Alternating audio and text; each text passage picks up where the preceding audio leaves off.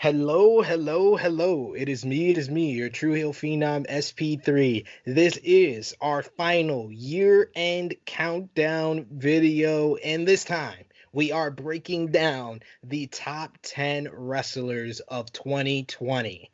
I am here with an all-star cast of True Hill Heat's best contributors, some of the best. I won't give them the very echelon, but we are here to determine who is the best in professional wrestling for 2020. First of all, we have the co-host of Review of Honor, the host of Dark Power, the man of 1,004 numbers, the one, the only Stat King.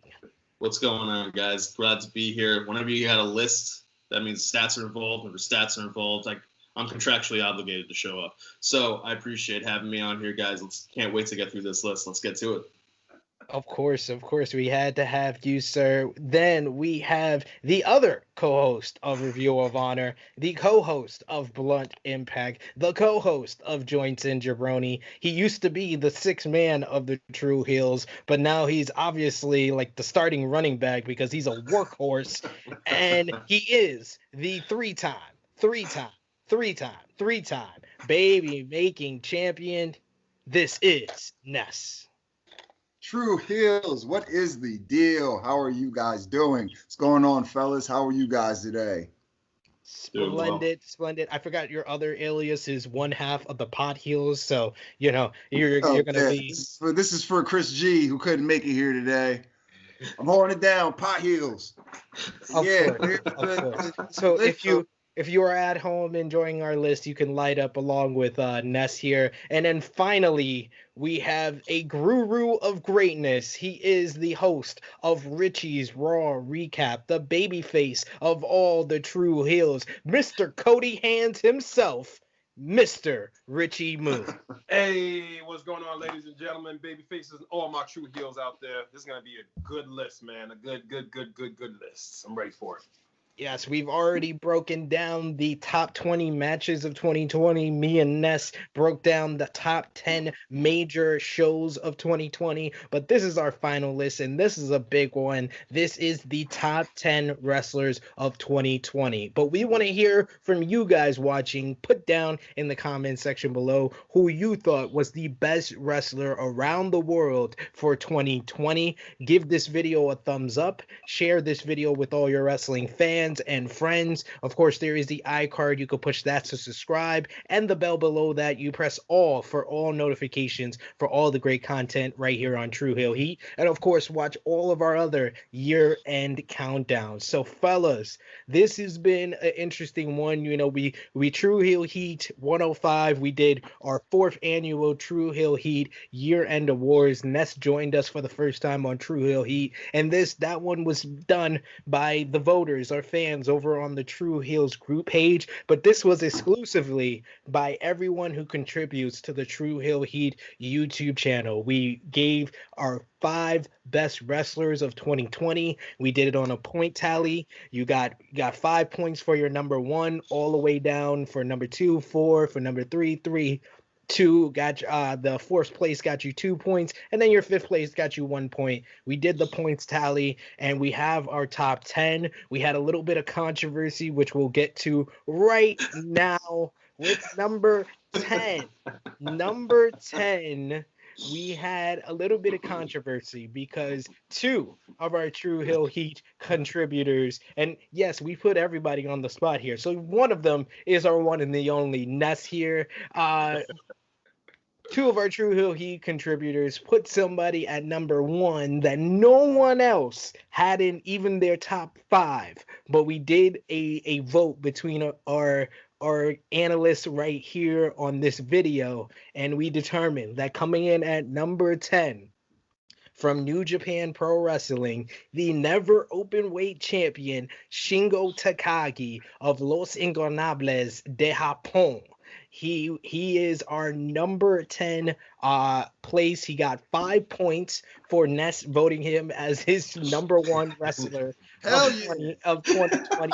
So he got a first place vote, and for that he got 5 points. Ness, please tell the people why you voted for Shingle Takagi as number 1 and why he is on our list here. Oh man. It was complete and utter bias. That's why I voted for him. I'm going to be straight up. Shingo Takagi had a hell of a year, but when you break down all the categories that we're using to get our number one and just the list itself, he might not have hit every aspect of that list. And I'm man enough to say that he definitely does not hit every aspect of that list. But he's number one in my heart. So I'm completely fine with him coming in number 10 because at the end of the day, bias aside, I feel that that is the actual place that he deserves to be on this list. Not number one, because again, I'm not being biased, but number 10 is a great spot for him. Neverweight open title holder. Actually, I think he was part of the six-man title. He was a two-time never-weight champion. And the six-man titles. Had great matchups with phenomenal in-ring his partners, just getting great matches all through the year. So number 10 is a great spot for him. Definitely not number one when I put my bias aside, but number 10 is a great spot. Richie, any thoughts on Shingo Takagi's 2020? Shingo Takagi had a banger 2020. He's had ever since he stepped into New Japan. What was it? Late. It was 2019. Yep. Okay, yeah, 2019. Started off as a junior weight, which we all know he really wasn't. But he just had a banger ever since then. He's just been on a freight train straight to the top. I can't wait to see what Shingo Takagi does next. And even though he came at number 10, it was a fight to just get in this top 10. You know what I'm saying? So that's all an accomplishment all in itself. Yes, for sure. We'll kind of break down a couple of people that just missed the cut before we get to our number one. But StatKing, any favorite matches from Shingo Takagi this year? Any of the matches with him and Minoru Suzuki. That's just, I mean, that by itself. Their battles for the never openweight title have been great. His matches in the G1 have been great, but the Suzuki matches are standout ones for me.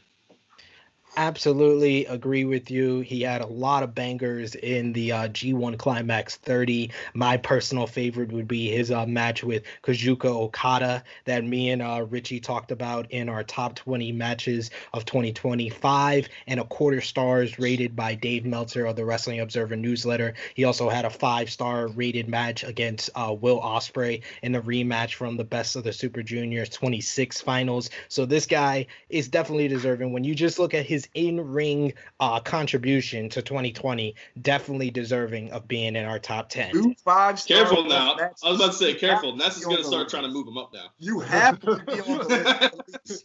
Again, not number be like number 4 all of a sudden. Like, you know what? I look at it like this. 2 5, even though there were more than 5 stars, 2 5-star matches, 5 plus 5 is 10. That's on the list. Great. I thought we only had one StatKing on this title. That's what happens with Review of Honor. I'm picking up stuff, man. That sounds 33 and that sounds 33 and a third percent right. So. Yeah, we don't just got time math here, man. Absolutely. Starting off hot with the Steiner math. And Ness is going to be happy because coming in at number 9 is another member of Los Ingonables de Japón. In my opinion, this probably should have been his number 1. Hiromo Takahashi of New Japan Pro Wrestling, the winner of the Best of the Super Juniors 27 tournament. He was an IWGP Junior Heavyweight Champion in this calendar year. Countless great matches. What was your thoughts on Hiromo Takahashi's 2020, StatKing?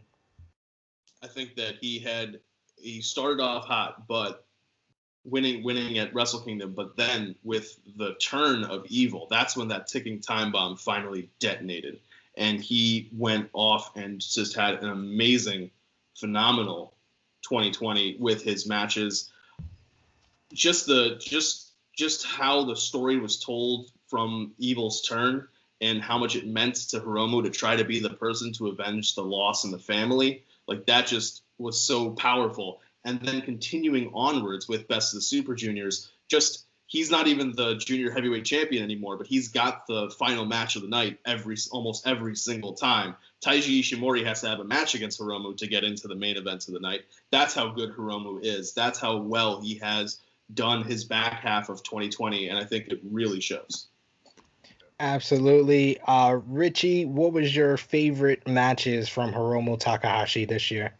Ooh, man. So a choice between all of them and 99.9% of them. But if I had to just give one, oh man, there's so many. But you know what? I'm going to go with his comeback, his first initial comeback at Wrestle Kingdom, because as a fan, I was just so excited just to see him back. And not only did he come back and not miss a step, I feel like he turned it up another gear. Like, he didn't slow down at all. If he was wrestling at a 5 before, he came back wrestling at like a 5.5. Like, he's just go, go, go. But there's also psychology in it. It's not just a spot monkey. So yeah, I'm gonna go with his return match at Wrestle Kingdom against Will Ospreay.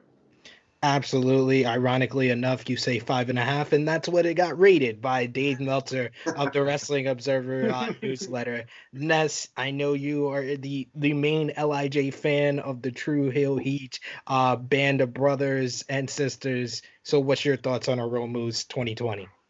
Man, it was phenomenal. You just got to give him his props coming back from the injury, the neck injury. You know, like a lot of people don't come back from stuff like that, and then just coming back and just like Richie said, turning it up like 10 times full, just going harder than you were going before you were out on injury. And then with the storytelling with, you know, Evil turning on LIJ and joining Bullet Club, you know, he definitely was, like, it didn't even happen to him. It seemed like he was more upset about the whole situation than Naito was, you know, that was just great storytelling on his part. And then he just go out there and put on like amazing matches, you know, like he definitely deserved to be on this list just from the year he's had. And he elevated the junior heavyweight division in a sense, because he was the reason why that spotlight was on it. And, you know, we don't really get that in other promotions where there's like less of a heavy, like there's mainly the main event heavyweight that get all the spotlight. He made the spotlight come to him, and he delivered. So definitely props to Hiromu Takahashi for a great year. Absolutely. Hiromu, like we said before, classic matchup with Will Ospreay at Wrestle Kingdom. He had an underrated gem against Dragon Lee at New Beginning in Osaka. Then after the whole lockdown and pandemic, he really came out hot in the New Japan Cup 2020. He was, in my opinion, the MVP of that tournament with great matches against Ishii, Okada. He had the series with Evil when Evil betrayed LIJ, and then his run in the Best of the Super Juniors, okay, especially his finals match against El Desperado, was just a classic and an emotionally driven match. One thing I do want to ask to Ness before we move on to number 8, what are your thoughts on Shingo and Hiromu making the top 10, but the leader of LIJ, Tetsuya Naito, did not even get a vote from the True Heel Heat contributors? Including yourself. No, like, and I'm going to be honest here. Again, bias aside, I don't feel that Naito had that great of a year. He had a good year, but like a lot of his matches, they were good. They just didn't go like above and beyond the matches that went for like Hiromu or Shingo to me. And then with the pandemic, a lot of that time was off. Like there was no New Japan going on at all for like a couple months. So it was, I don't know, I just felt like these two definitely had a better year far as like just in ring and pretty much with their characters. But Naito's still, like, he's still the leader, you know. We're going to have this conversation off camera. That's how deep I am with LIJ.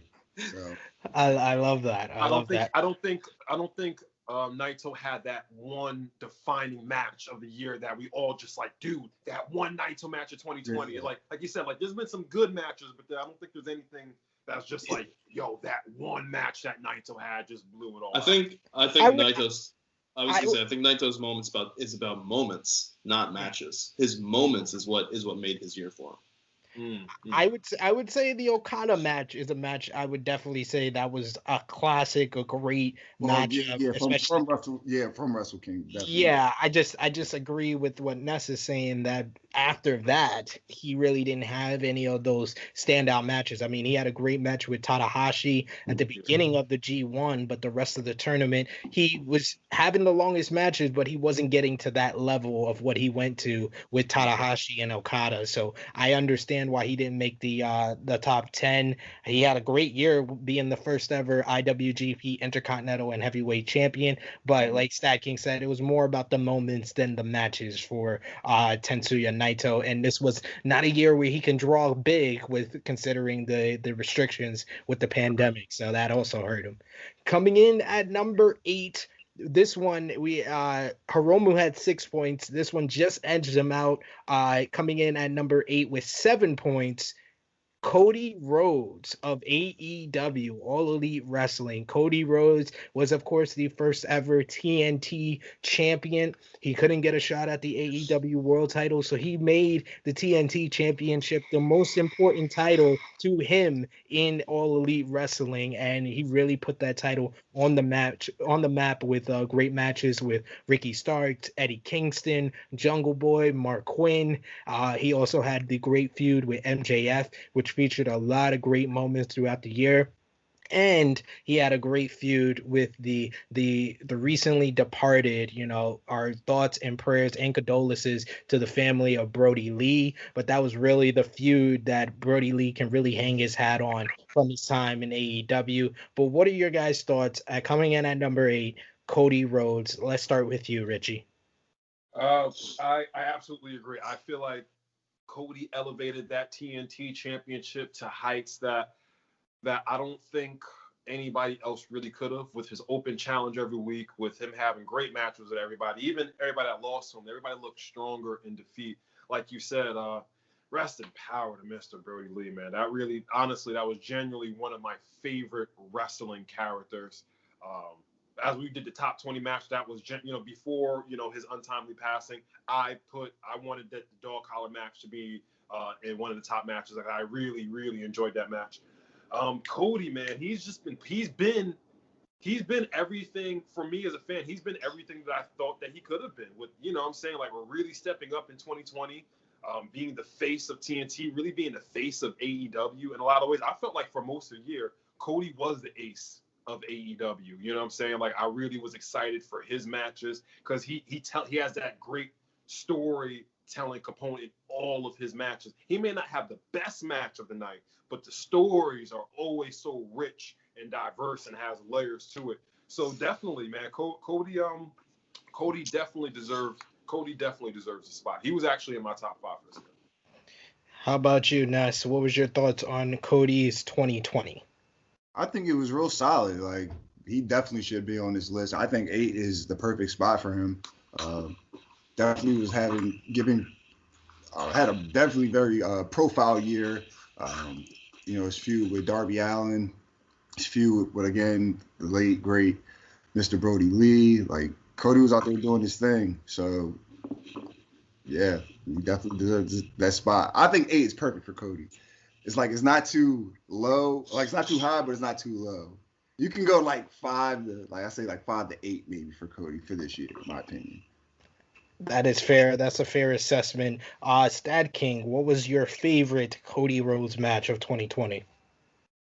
I think my favorite Cody Rhodes match of 2020 is probably going to be the MJF Cody match at Revolution, just because of what it did for MJF. In that sense of, you are fully cemented as the heel. We kind of had that expectation that Cody was going to beat MJF, that, this was he was taking down the heel. It was who had done him so horribly wrong, turning on him as supposed to be his best friend. But the fact that MJF is the one who picks up the win, the match itself, I thought was really good. And that, again, like, as we're talking about it, it's not necessarily the quality of the in-ring moves. Is he hitting, shooting star presses? No. But the story that he's telling within the match. I mean, yeah, he's hitting the moonsault on Wardlow off the cage. That's true. That's fair. That's fair. And that also was in 2020. But just years ago. Yeah, but just how he's telling the story of, I gotta find a way to beat this person. I gotta find a way to beat this person. They may be better in the ring than me, but I find a way because I find a way to dig down deep. And Cody Rhodes has been my favorite wrestler personally for a very long time. So that's why he was also in my top 5. We talked about in 2019 about how Cody Rhodes knew his character perfectly well. And that is something that has continued in 2020. Every single time I think this is going to be the time when this guy's going to turn heel, like when he loses to Brody Lee. No, he doesn't. Then when I think he's going to turn heel, like on Sting or something like that, he gets his wife pregnant. You can't really turn heel. Like it's just what's going.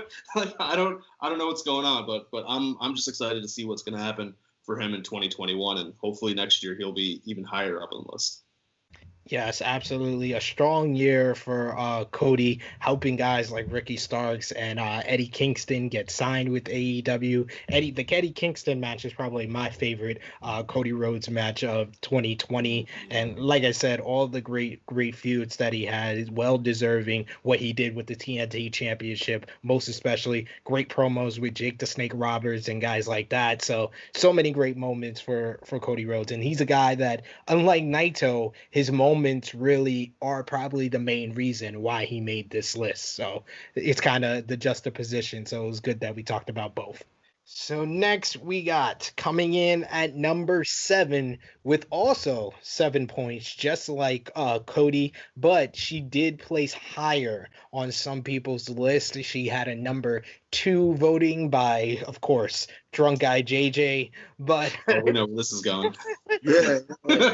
In at number 7 from the WWE is Sasha Banks, the current SmackDown Women's Champion. So many accolades in 2020 for this young lady. Raw Women's Champion, Women's Tag Team Champions. In my opinion, the MVP of the pandemic era for WWE. StatKing, what was your thoughts on Sasha Banks with all the accomplishments and great matches as well that she had in 2020? I think one of my favorite accomplishments for Sasha Banks is the reversal of the story with her and Bayley, because in NXT they had she was the heel, Bayley's the face, and Sasha Banks kind of has there's some wrestlers who portray heels very, very well, and sometimes to the point where they do it better than being a face. And I think that Sasha Banks we kind of have that feeling about her. But in this situation, she flipped the script and she was able to tell a really great story of being a babyface against a heel champion who had been incredibly dominant and had a great run together. You have the betrayal, and Sasha Banks kind of flipped that whole script of what we're expecting it to be. Because a lot of people, if you listen to Corey Graves has just been waiting for Sasha Banks to plant that knife into Bayley's back. And the fact that it ends up being Bayley, just that whole intrigue of it, that's something I really enjoyed about Sasha's 2020. So Ness, I know you were also a huge Sasha Banks fan. What was your favorite Sasha Banks match of 2020? Yeah, that's me pulling the truck. I'm on the Sasha Banks truck. Not the bandwagon, it's a trunk. Bandwagon truck. Nah.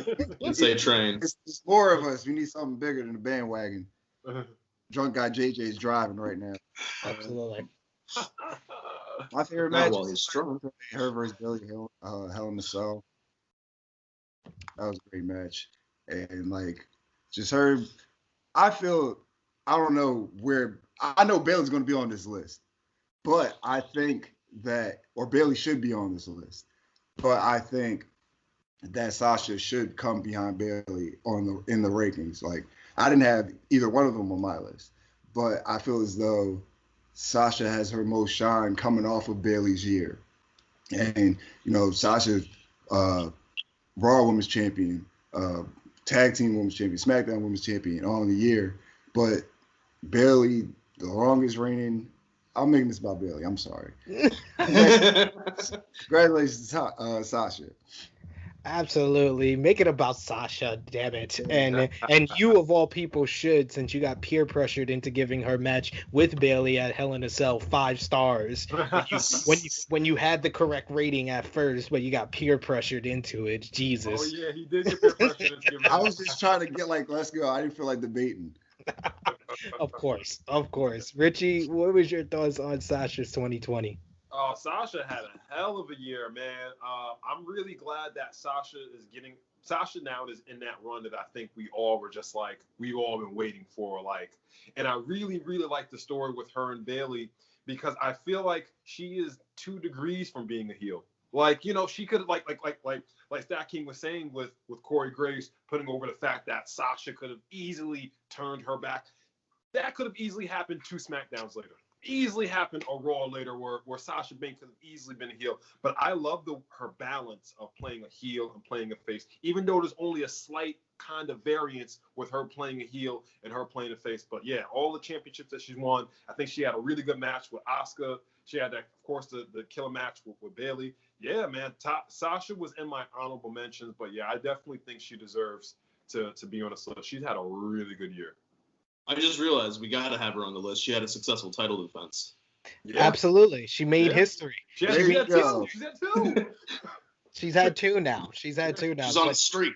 She's definitely someone who's really shined in the ring as a character, drawing as well. Like, this was the year that kind of Sasha kind of came to her peak as a draw with beating AEW in the ratings war when she versed Io Shirai on the Great American Bash night 1, beat them not only in just the overall ratings but in the 18 to 49 key demo. She of course was on The Mandalorian on Disney Plus, which raised her star power. In my eyes, I feel like right now she is the best of the 4 horsewomen and well deserving on being on the best wrestlers of 2020 list. Coming in at number 6, this gentleman was very close to being below Sasha and Cody with 7 points, but he just moved past them with 11 points because he had won first place voting by, of course, once again, Drunk Guy JJ. It is the one, the only, the WWE's Randy Orton. Randy Orton was the WWE champion in 2020. He had 2 very good top WWE feuds of the year with first Edge starting at the Royal Rumble, then going into WrestleMania and Backlash. Of course, he had another great feud with Drew McIntyre over the WWE Championship. But let's start with you, Richie. You are on Raw's recap, so you've been watching Randy Orton very closely. What's your thoughts on Randy Orton's 2020? I just wanted to say, if we can all be silent for like 2 seconds, you can still hear Edge and Randy Orton grunting from their WrestleMania 35 match. 36 match, excuse me. Randy Orton has had one hell. I mean, listen, this guy was, I would say, arguably in the summer when he was punting people's heads off. At one point, Randy Orton was the hottest thing in all of wrestling. Not in WWE, in wrestling, period. Like, for a second, Randy Orton really had it. He's also a murderer. He murdered a man. He is a murderer. He murdered a man. So I don't know how many people can say that they've been WWE champion and a murderer all in this. Well, actually, Dark Side of the Ring. But anywho, another story. He's a serial killer now. He is a serial killer. He's just man. Listen, he's a serial killer, multi-time WWE champion. Yeah, Randy Orton's had a hell of a year. This is one of I have this theory about wrestlers when they turn 40. They just turn it up to another level. They get their characters, their in-ring, everything. They just become a complete character. And this Randy Orton is no exception to this, and that's why he's on the list. I'm pretty sure Randy Orton did turn 40 this year, and he just turned it up, man. With his matches with Drew, he's had some bangers with AJ. He's murdered a couple of people. Yeah, man, RKO, man. The legend killer and the wrestler killer.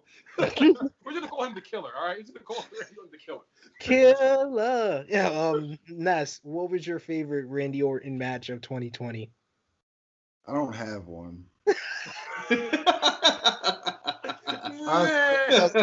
sure?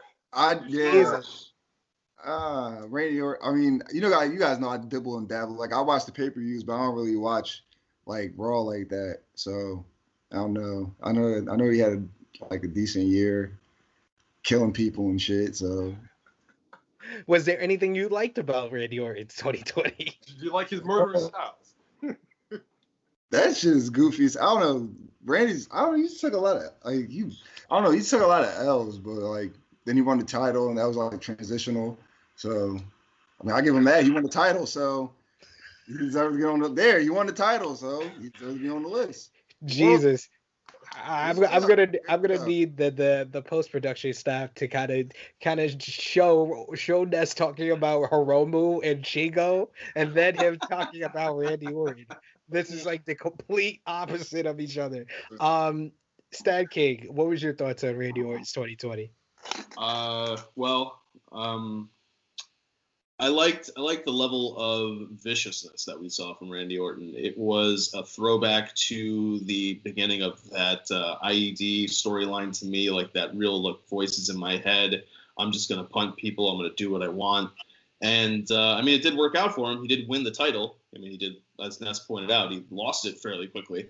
But he did get to the mountaintop. So in that sense, I guess it works out for him. But yeah, I mean, I think it's just more the story of Randy Orton saying, "Look, we need to have a top male heel. It might as well be me because somebody, like somebody's got to do it. So let's let it be me, and we'll let other people be able to make their names off of me, which is really what he's supposed to be doing." As he winds down his career. Not to say that he's supposed to retire in the next 2 years or whatever, but that it's now time for him to start transitioning into that give back part of the career. And I think that's definitely something that he did this year with Drew McIntyre. I made the argument. I've done an article on Sportskeeda why I think it was the 3 reasons why 2020 was the best year in the career of Randy Orton. I wrote this in August on the road to SummerSlam. I will do the cons. The cons of the Orton McIntyre was it was drawn out a little bit too long, and due to that, Randy Orton took a couple of key losses that put a downer on his year. But that doesn't take away from the fact that the first 8 months of this year, like Richie said, he was one of the hottest wrestlers in the business. The feud with Edge was the most anticipated thing going into WrestleMania 36, and that was all due to Randy Orton's promo work and character work. The first turn combined with Edge's promo, the Raw after Royal Rumble, and then the turn by Randy Orton was one of the best segments of the year for the WWE and possibly in professional wrestling. His segment with Beth Phoenix giving her the RKO, great stuff. His punt kicks to Big Show, to Christian, to Ric Flair, just great, phenomenal character work and mic work from Randy Orton this entire year. He had great matches with Edge in the greatest wrestling match ever at Backlash 2020, the great match with Drew McIntyre at SummerSlam, a very underrated, fun ambulance match at Clash of Champions, and the Hell in a Cell match. Because it was compared to 2 other great Hell in a Cell matches, I think it doesn't get enough credit for how well they used the cell. Unlike the other 2 matches, they used the cell and used the environment to the advantage. So his series with Drew McIntyre always delivered in the ring, and he gave Drew his signature feud of 2020. So he used his star power in the right way, and he was a draw when it came to ratings. So Randy Orton checks the boxes in so many different ways, and it can't be denied why he's on this list for 2020. Can we really praise him that much for the greatest wrestling match ever when WWE gave the Slammy Award to Taker and AJ Styles? They didn't give the Slammy Award to it. The fans voted for AJ and Undertaker. So we can't argue with the fans, but Edge. No. This was 100%. Set our own awards. Fans are stupid. Yes, we did. We did see a lot of that was in the top 3 for our True Heels year-end awards. The fans voted for Edge and Randy Orton at number 3. So, hey, even the fans see it. Coming in at number 5, though, we move up a couple of points to 18 points for this lady, and she got 1 first place vote. This is WWE's Bayley. Bayley was, of course, the longest reigning SmackDown Women's Champion with 380-day reign. She was one of the highlights of Raw, SmackDown, and NXT with the Golden Role Models, along with Sasha Banks. The great match, as aforementioned, with Sasha Banks at Hell in a Cell. Ness, we will start with you since you already started praising her. What was your thoughts on Bayley's 2020? It was marvelous. She carried the women's division on her back right after Becky, went out pregnancy. So she just took the ball rolling. Her and Sasha definitely, and you got to give props to Sasha. Now I'm going to give Sasha her flowers here on the Bayley vote because I could do that.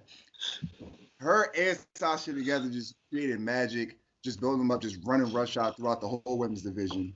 But I feel as though Bayley was leading the charge with that. But she definitely had a great 2020. And she's still she lost the title, but she's still pretty much a prominent part of SmackDown and, definitely still of the women's division. So she's not going anywhere. She's definitely going to be on top, definitely with SmackDown. She's going to definitely be on top. How about you, StatKing? What was your thoughts on Bayley's 2020? What I liked about it was that at first you thought, oh, this is just WWE. They couldn't get her right as a face, so we really think they're going to get her right as a heel. She's taken I think it was an axe or a hatchet or something like that to the inflatable Bayley buddies. But that kind of symbolized maybe, they are going to be able to get this right. And I guess they did. They really did get this right. When you think about it, when you look at it in hindsight, you go back at it, she had a phenomenal 2020 when it came to carrying the women's division, like Ness said. And she put on quality feuds with the people that she interacted with. And just her level of, you didn't think that somebody who was always so happy and hugging and all that kind of stuff could pull off such a character. The same way that we talked about how some people, with Sasha are kind of built to be heels, Bayley always struck us as somebody built to be a face. And the reason why she is so ranked this highly is because of how she impressed with her ability to, again, flip the script and say, no, I can be a good heel and let me show you the ways. So that's really something that stuck out to me for her. Richie, what was your favorite Bayley moment of 2020? Ooh, favorite Bayley moment. I think my favorite Bayley moment was the turn on, there was a couple of them. There was a turn on Sasha Banks. There was a couple of times where her and, nothing big, but her and Sasha would just be on commentary, and they were just genuinely just hilarious. Just the banter back and forth. But I think my favorite moment was the actual turn on Sasha Banks. I think Bayley's, even though we're focused on 2020, I feel like ever since she made that heel turn, I'm pretty sure it was kind of in the middle of 2019. I feel like Bayley has just been on this monster run. And, I always have I don't want to say bias, but I always have an extra affinity towards her and Sasha because that was my first match that I ever seen from NXT. And that was one, that hooked me immediately. And I became a super NXT mark after that. And I think Bayley, when she first turned heel, it was just like, listen, this is either going to be really good or really bad. And I think we can all agree that this has been really good. Bayley at the top of her game and definitely deserving of her spot in the top 10 wrestlers of 2020. And if we did a top 10 list of best catchphrases of 2020, ding dong, hello would be one of them. Just Bayley just hit the mark when you talk about, great matches, your character work, your promos. And she was even a draw in the ratings. The aforementioned turn on Sasha Banks, that matchup with Nia Jax and Shayna Baszler was one of the top rated matches of 2020 for SmackDown. Her rematch with Sasha Banks for the SmackDown Women's Championship after Hell in a Cell was the highest rated segment, period, for WWE of 2020 prior to the Christmas Day SmackDown. So these two ladies, Bayley and Sasha, proved themselves to be draws as far as the ratings, draws as far as getting eyes on different products, whether it be NXT, Raw, SmackDown. They just proved themselves in a number of different ways. And I also have a strong connection to Bailey and Sasha due to being there for TakeOver Brooklyn. And this was the year that really they both really peaked at their like essence of being just everything coming together. And I feel like Bailey, out of everyone, she's probably the most underrated out of all the four horsewomen. And she's probably the most well-rounded when it comes to overall. So well deserved of being in the top 5 wrestlers of 2020. Coming in at number 4, we have someone else from the WWE with 24 points. No first overalls, surprisingly, but a lot of two second place votes. Maybe that is due to not being there the whole year. But we have the WWE Universal Champion himself, the head of the table, our tribal chief, the big dog, Roman Reigns. Yes, he was the WWE Universal Champion. Great feud with Jey Uso. So many great character moments. And of course, he is a draw. He's my draw. He's your draw. He's everybody's draw. So we'll start with you, Richie. What was your thoughts on Roman Reigns' 2020? Well, I'm gonna put my glasses on for this one. Well, Oos, man, the tribal chief came back. You know, I joked about this. But I didn't think it was going to happen. I was like, oh, watch when Roman come back, they're going to turn him heel. And, man, I don't think anybody expected it to be this good. We all knew that he had it in him, you know what I'm saying? But I don't think anybody really expected the tribal chief character to get over the weight. I mean, everything from the promos to the trash talking in the ring. He didn't really change up his wrestling style too much, but he was always good in ring. The tribal chief, man, he really did his thing. I think if he was there for the entire year, he probably would have easily been number 1, number 2. I've enjoyed everything that I've enjoyed everything that Roman Reigns did. The connection with Jey Uso, elevating Jey Uso to, you know what I'm saying? Jey Uso, even though, you know, the Usos, I feel like Jey Uso is primed for a singles push now. You know what I'm saying?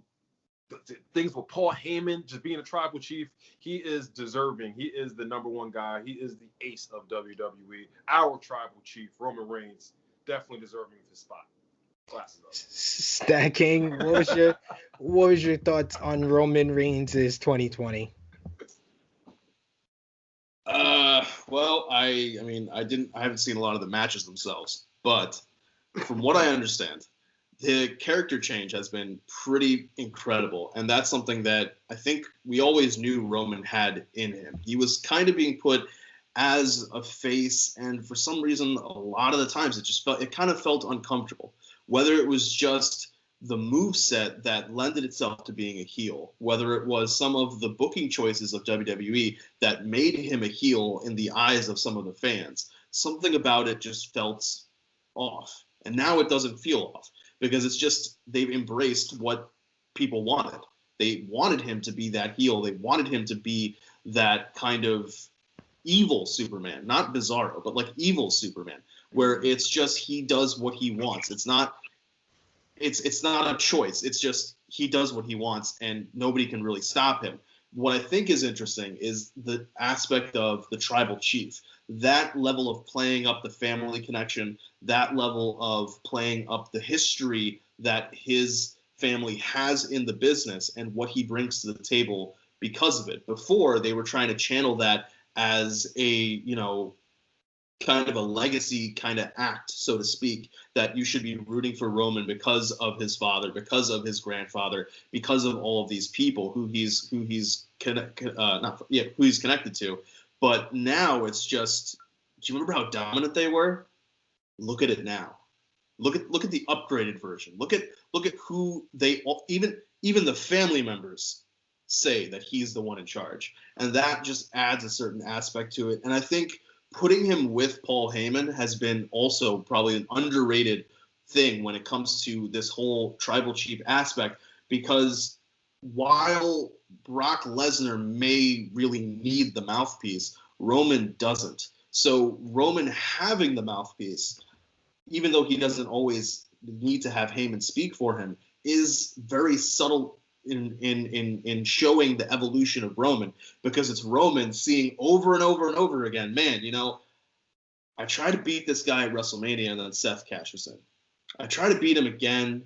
something happens. I try to beat him again. We get speared through the cage, and his feet hit first, and he retains that. What's always? It's Heyman. Let me get Heyman. And I don't need Heyman. I know I don't need Heyman. But Heyman adds something. Heyman, because I've won titles before without Heyman. But Heyman adds something. It's showing the intelligence of the heel, and that's why he is at the head of the table, because no matter what anybody's throwing at him, he's finding a way to win. Ness, what was your favorite match for Roman Reigns of 2020? Honestly, I have to say it was versus KO TLC. That was a hell of a match. Both those guys put on a crazy performance. All the spots, then just like, it was just brutal as shit. So, like, I would definitely have to say that match. Yeah, Roman had a fun Falls Count Anywhere match at the Royal Rumble with King Corbin. His lead up before WrestleMania was nondescript, but like you guys have all said, the heel turn, the alliance with Paul Heyman, and the new Tribal Chief head of the table character has just brought him new life as a character on the mic and also in the ring. Two great matches with Jey Uso at Clash of Champions, and then the I Quit Hell in a Cell match at Hell in a Cell. A very strong main event type of matchup with Drew McIntyre at Survivor Series that actually made our top 20 matches of 2020. Like you said, the TLC match with Kevin Owens is definitely a late candidate for one of the matches of the year as well. So just strong, and he's been able to elevate the people around him, whether that be Jey Uso, whether that be Kevin Owens. Roman Reigns is well deserving of being in the top 10 best wrestlers of 2020. And he's what, number 4? Yes. And he was out for so many months. Comes back in August to December. You're number 4, and like you're number 4 on the top 10, and you miss all that time. How can you not be top 5? He's in the top 5. Like, that's crazy. That's how much of a asset he was to professional wrestling this year. Paul Heyman said it, and I'm pretty sure this is the right quote. Excuse me if it's not. Roman Reigns, before the Tribal Chief and all that stuff, and he actually said this to Drew McIntyre too. You were the right guy at the right place at the wrong time, and I think that's been the story of Roman Reigns before the Tribal Chief and Paul Heyman. That's kind of been his story. He was the right guy, but it's wrong. Just wasn't the right time. But now is his time. It's all come together, and I would argue that he's the hottest thing in not just WWE, in all of professional wrestling. That's a good argument. It's a good argument. So we are now in the top 3. Coming in at number 3, 1 point separated Roman Reigns and our number 3 pick. We are going back to the WWE, and we are talking about the current WWE champion with 25 points, a few second place votes, but no first place voice from our true heel heat panel. But coming in at number 3 is Drew McIntyre. Drew McIntyre was a 2-time WWE champion in 2020. He won the 2020 Royal Rumble match, defeated Brock Lesnar in about 5 minutes at WrestleMania. The great aforementioned feud with Randy Orton, as well as a great match with Roman Reigns at Survivor Series. What was your thoughts on Drew McIntyre's 2020? We'll start with you, Ness. Yeah, Drew McIntyre had an amazing year. Pretty much stood tall throughout the whole year. 2-time WWE champion. Like, how can you not be at least the top 3 with that in on your resume? He just looked strong throughout the whole year, kicking Randy Orton's ass for like 3 months. So, and just overall as a character, like, he just actually didn't look. I don't think he looked goofy at any point. Like, the feud with Randy Orton, like the character work, the promos, just like that all made for the matches were decent. But I think he just had a strong year. He just looked good. StatKing, what do you think made Drew McIntyre kind of stand out and be in our top three? He was also voted on the True Hill Heat 4th annual year-end awards as the top true face, the top baby face in all of professional wrestling. So what do you think made him stand out and get awards like that this year? Connection with the crowd. Connection with the crowd, whether it was live, like say exactly at the Royal Rumble when he's the guy who eliminates Brock Lesnar, or whether it's connection with the crowds, knowing that they're not there physically, but they are watching you. So you have to be at the top of your game all the time. He's in spot number 3, right? And what was 3, 2, 1, Claymore. It's those little things. Like sometimes it comes across as a little cheesy. Like why are you in a realistic setting? Why are you giving your opponent the knowledge that you're doing a countdown that the entire crowd is chanting, and they know that if they turn around they're going to get hit with a Claymore? All right, fine. But it is also wrestling, and we do things like that. And those things are what helped him propel him to those spots that he is now in, and just that connection that he had.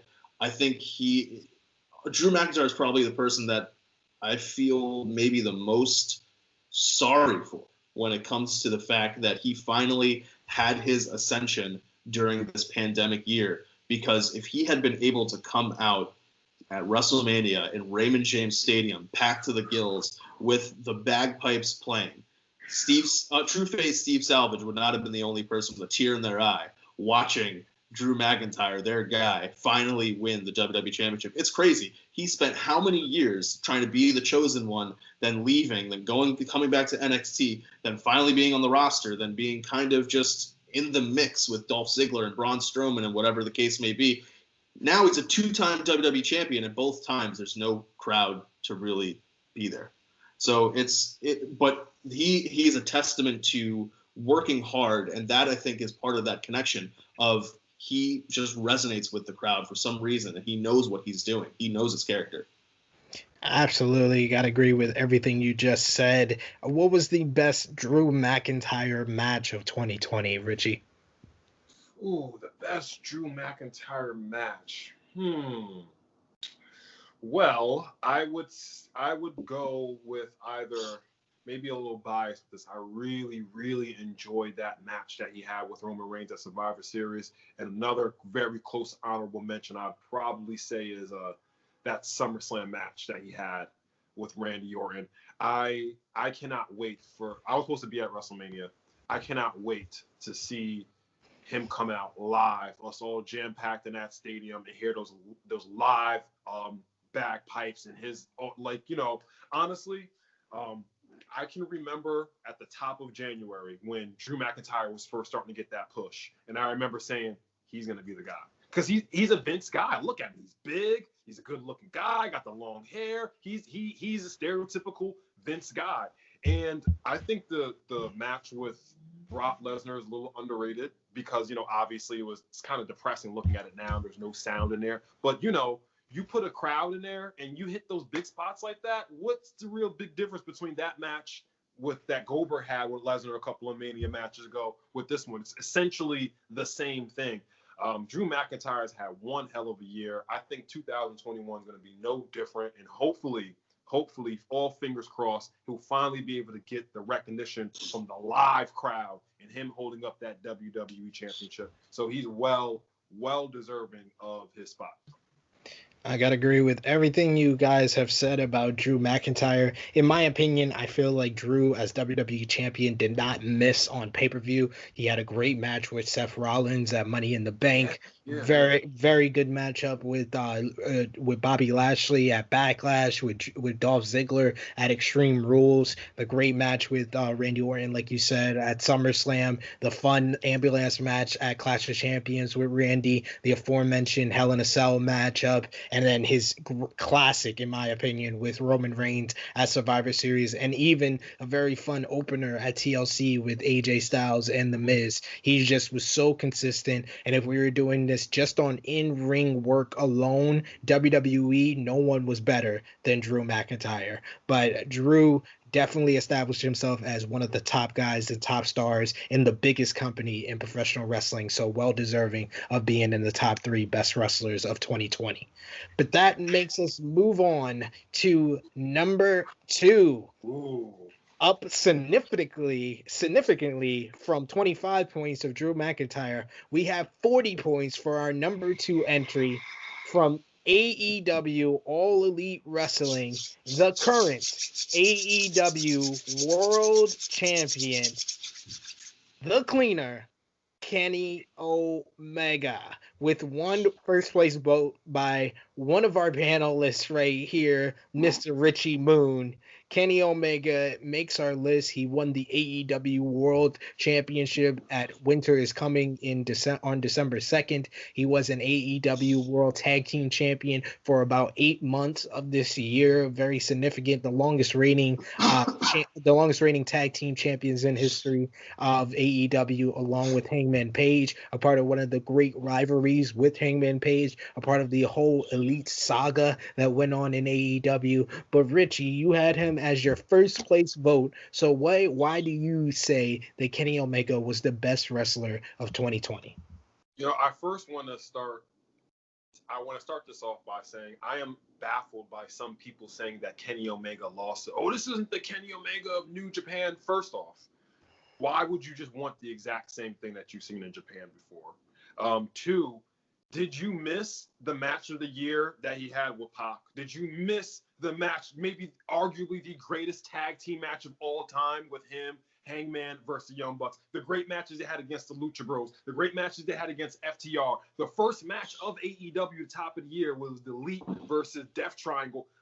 Kenny Omega's been having banger after banger after banger. So the whole he's not the cleaner anymore. What are you seeing? Am I seeing a different version of this? I don't know. I feel like the reason why I gave Kenny Omega the number 1 spot is because I feel like Kenny is the hottest thing in wrestling. I know that WWE is the biggest wrestling company. I personally feel like Kenny Omega is the hottest thing in wrestling because even though he's the AEW heavyweight champion, I feel like he is just a star in wrestling with doing the crossovers with Impact. Obviously, there's tons and tons of teases with New Japan. Him being kind of almost like, the belt collector being the wrestling version of Thanos, you know what I'm saying? So I feel like Kenny Omega's character, the in-ring, just the overall star power, and for him to be able just to make that switch just like that from being in a tag team and then to go all the way from this, I feel like it's awesome. And of course, I got to say he's awesome just because he's not from there, but he resides in North Carolina.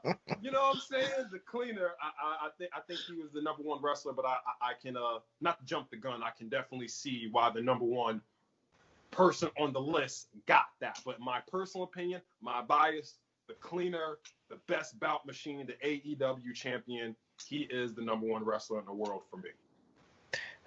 So we'll move on to you, StatKing. What was your favorite Kenny Omega match of 2020?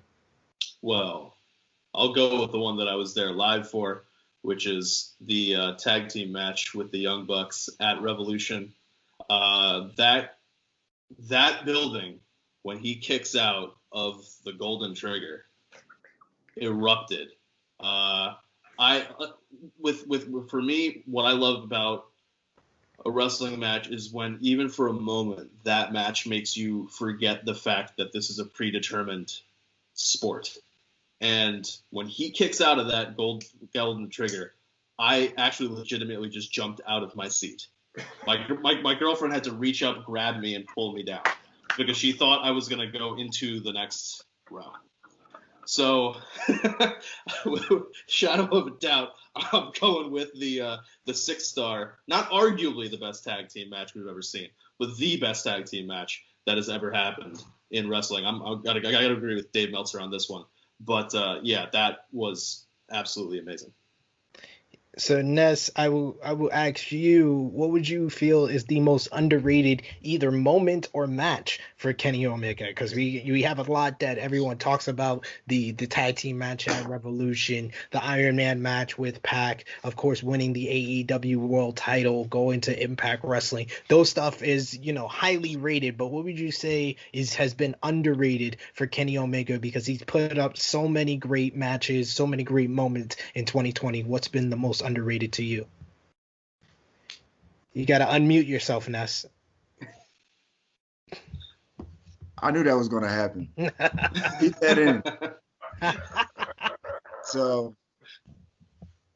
I want to say how he handled his the breakup with Hangman. He didn't turn. Like, I knew people were waiting for it. They're like, oh, Kenny's going to turn. Kenny's going to turn. Like, no, he didn't turn at all. He just said, I'm above this and I'm done with this shit. And then he moved on. Look where he's at now. Like, Hangman's getting drunk in bars and hallways and shit. I'm the AEW World Champion. I just had to drop the dead weight. So, hey, it worked out for him. It didn't work out for Hangman. But I like how he just went on and then he didn't have to turn on. There's like breakups and people aren't tag teaming anymore. Like, they don't have to attack one another. They can just move on and go do separate shit. It doesn't always have to be like a dramatic breakup. It was a dramatic breakup just without the violence. Like, Kenny just said that, look, I washed my hands with it figuratively and he actually did it. He just went on and became world champ. Now he's like you said, the belt collector. Watch Blood Impact. I give my thoughts there because he comes on Impact. So, man, it's just crazy. He's everywhere. He's fucking everywhere. And it's just like, he is the hottest thing right now, in my opinion, in wrestling. Like, all eyes on Kenny Omega. I want to say, like, I think one of my favorite moments is during that Stadium Stampede match when they're brawling with Hager, and then afterwards they're just pouring each other whiskey and milk. Like, that's just, oh my god. Great moment. I think my bad. I don't want to cut you off. So I think a really good underrated match that Omega had this year was him and Trent. And like when it was like, I think of the Nightmare Factory, QT. Yeah. The quarantine matches. Yeah. Really, really good underrated match. Absolutely, the work on his injured hand by Trent. There was a lot of psychology to that, and it gets forgotten after we got the fans back and everything. So yeah, I do agree with all of those. You had the great match with Hangman Page at Full Gear, like Richie said.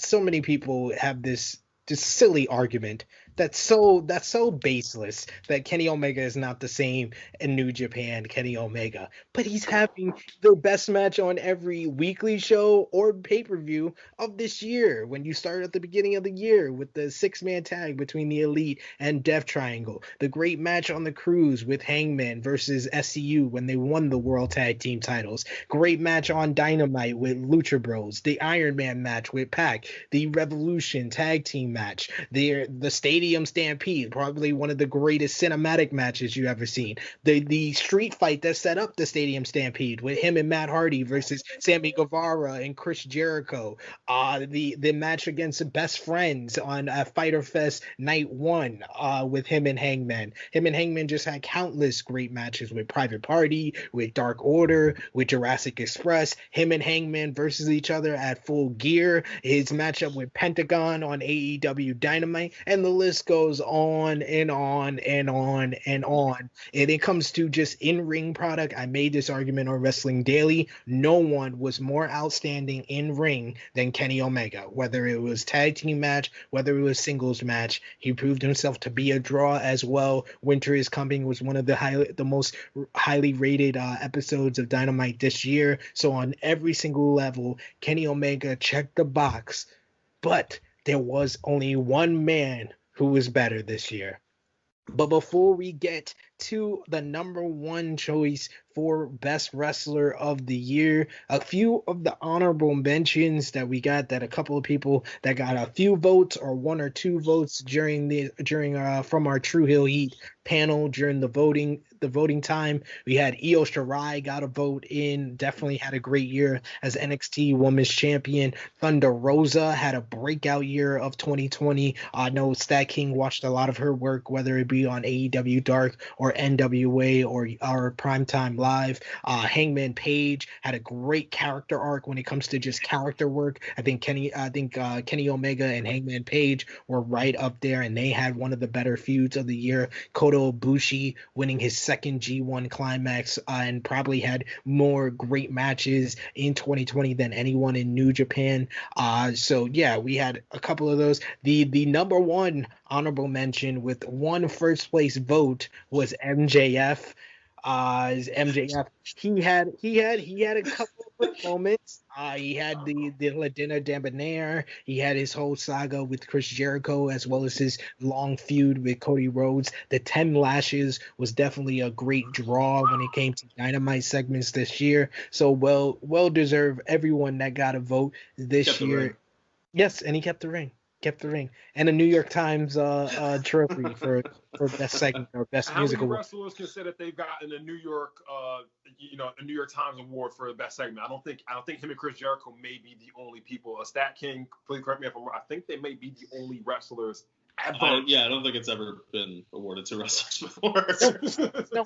So you gotta hand it to him for that. But there can only be one Best Wrestler of 2020 coming in at your #1, Sid. I just want to say, I want to give a shout out to Finn Balor. I think Finn Balor's had a hell of a year.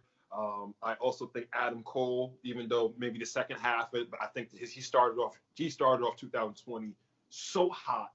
And there was somebody else that I wanted to give an honorable mention to. I can't remember, but yeah, Finn Balor, definitely Finn Balor. I want to give Finn Balor a shout because I feel like he's had one hell of a year. Yeah, I believe Adam Cole did get a vote from one of our admins on the True Hill Heat Facebook page, so definitely worth mentioning Adam Cole for sure. But there can only be one Best Wrestler of 2020, up from Kenny Omega's 40 points. This person had 55 total points with 8 first place votes.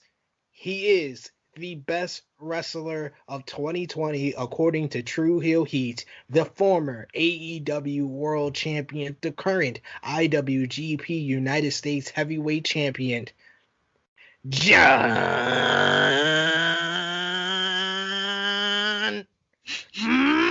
Moxley. John Moxley. 20. Let's start with you, Richie Moon. Why do you think Moxley got the votes that he got, the first place votes? Man, John Moxley, once again, even though we're focusing on 2020, I have to bring it back to when he first left WWE. Moxley has been on a tear for the last 18 months. From starting, I was never a big fan of I'll call him Dean Ambrose. Dean Ambrose in-ring work. But he turned that all around for me when he entered that G1. He had so many good matches in that G1, and then him popping up in AEW. I still remember him walking through the crowd. I wasn't there, but I just remember watching it and just like, oh, that's Moxley, and just like this guttural reaction, like, yeah! And just everything he's been done, his character. I think John Moxley's been cutting some of the best promos of the year, man. His promo game is so good. And he's been having a good variety of matches with the violent clash with Eddie Kingston. Even though it ended up in some violence at the end, but really good straight up wrestling match with Kenny Omega. Just all kinds of titles, Lance Archer and just all these different kind of competitors and things like that.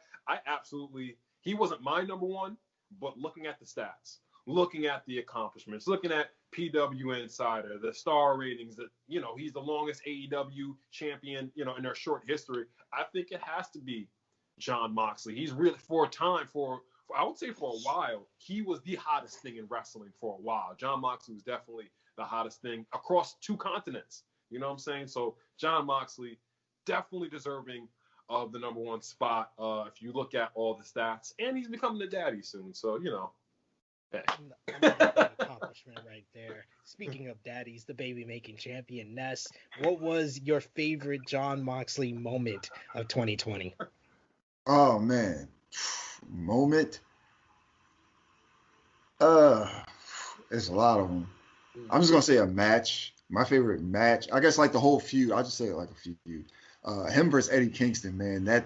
That's one of my favorite feuds of the year. It was just so intense. These guys got history. They grew up in the business together pretty much, and they got like all types of backstory connection, and then they just made it turn from like real life into the story in the ring. So, and then the matches that followed, man, like Moxley wrapping fucking barbed wire around at Kingston, it was just so intense. Like, this shit was so brutal, and like they carried the story so well. Like, that was my favorite feud for Moxley of the year. So, and he had a hell of a year.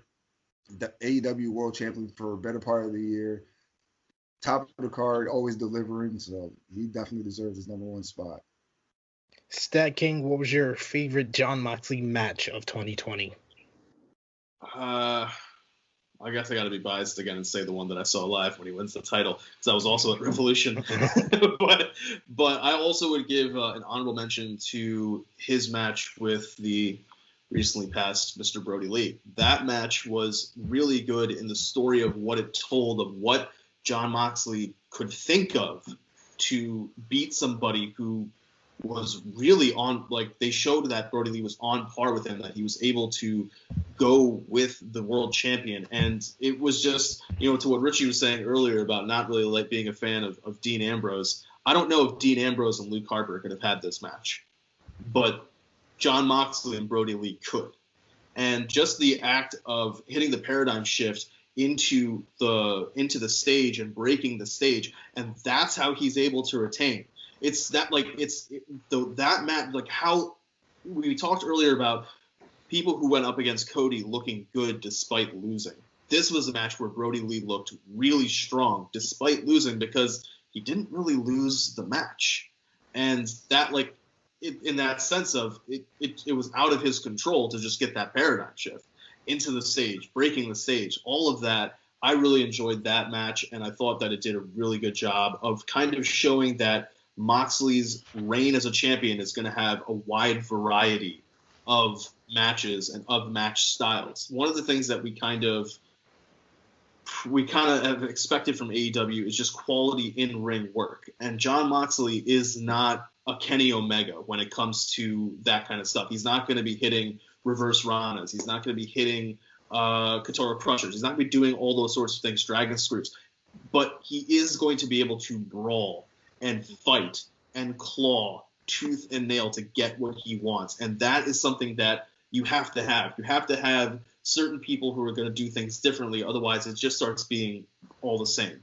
And Moxley, in his title reign and in his matches this year, has definitely done that, to the point that one of the most intelligent heels in AEW was saying, I'm not going to get outside with you, John. I'm not going to go outside, John. We're going to keep this in the ring. And that was a testament to saying, you don't know how Moxley's going to win. You don't know how unpredictable he's going to be. That's why you got to watch. And that's why he's number one. Yeah, everything you guys said definitely is 100% on point when it comes to Jon Moxley.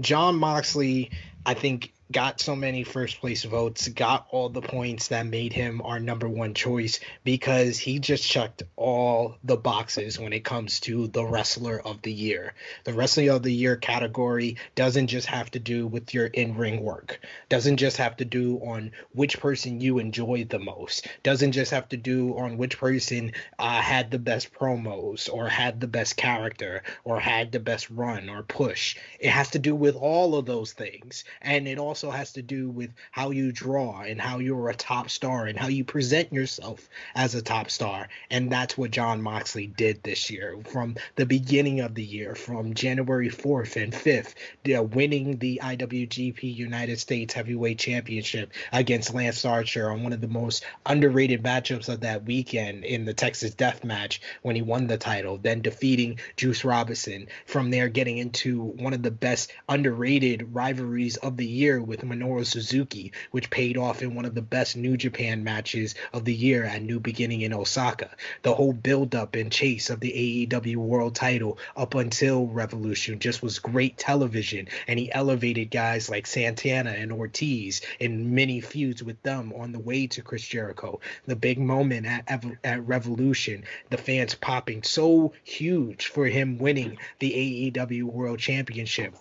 And then he had to deal with the pandemic, but he didn't let that stop him. He actually used that to fuel his promo work from his first promo after the pandemic, when he was like, call your grandmother and kiss the ones that are close to you. He did not just talk about the wrestling business. He talked about life, and he talked to you directly as a professional wrestling fan. And like we said about Drew McIntyre, he created a connection with the fans. But his promo work, I think, shined the most because in each and every feud, he elevated the guys he was going against, whether it was Jake Hager, whether it was against Brian Cage or Brody Lee or MJF or Chris Jericho himself. It did not matter. And each and every guy, sometimes when a babyface is so protected, it hurts the heels that he's going against. But I would argue that every single heel that he went up against in an AEW World title match came out better than when they went in. MJF proved himself that he can stand up to one of the best brawlers in the business, bleeding, and just a great one of MJF's best matches of the year.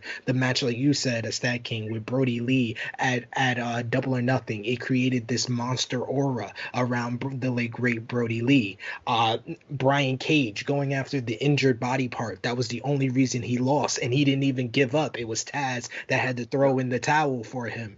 Lance Archer, he just barely squeaked by the monster that was Lance Archer, and that elevated him and made it possible for Lance Archer to become a babyface. Eddie Kingston, he just elevated Eddie Kingston throughout that whole rivalry. That was my favorite feud of 2020, and it made Eddie Kingston be seen as a main eventer and a top star himself. You cannot the impact that Jon Moxley's work had on the entire industry, from New Japan to AEW, it just can't be quantified. But that is why that he is the best wrestler of 2020. He drew on ratings, he drew in merch, he drew in New Japan, he drew in AEW. He checked all the boxes to be the best wrestler of this year, and that is why he has been voted True Hill Heat's best wrestler of 2020.